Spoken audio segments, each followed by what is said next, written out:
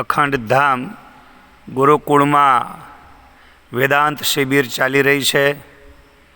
નિયમિત હરિભક્તો બધા લાભ લઈ રહ્યા છે।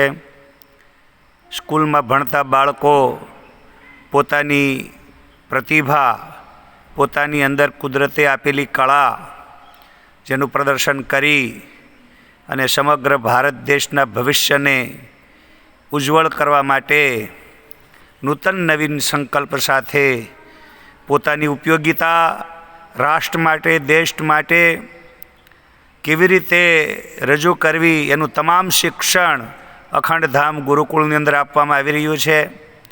વર્તમાન સમયની અંદર અખંડધામ ગુરુકુળના તમામ ટ્રસ્ટી, આગેવાનો અને સમગ્ર સેવક સમુદાય, બધા જ દાતાઓ આ બાળકોના ઉજ્જવળ ભવિષ્ય માટે ખૂબ અદ્ભુત પ્રયાસ કરી રહ્યા છે।